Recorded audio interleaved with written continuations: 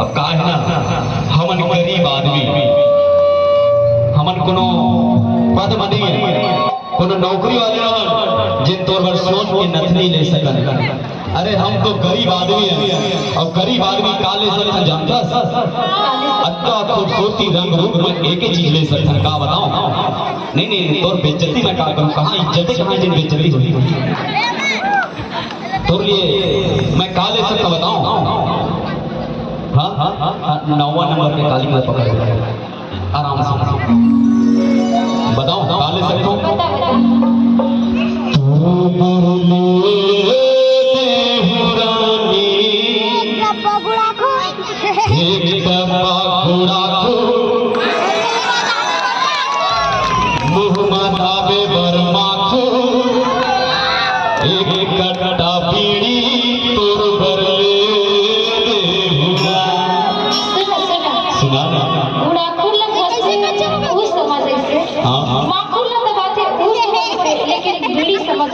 ये latest technology है। इमाम अब मर्द लक्षण के और अपना लकड़ी किया गया टेंशन दे खबर के मर्द मन इसने बदनाम एकर से दी और जब ते जाऊं जाऊं कहत और जाए के बाद भाई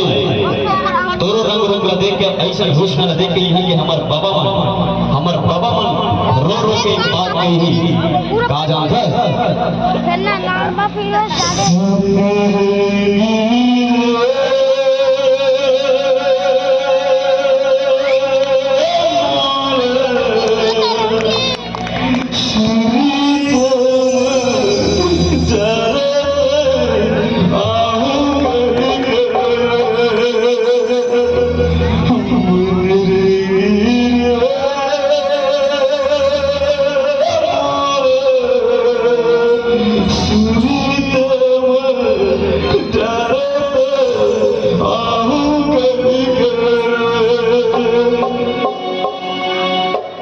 बदनाम हुई दुनिया के बदनामी और बदनामी में जाए के बाद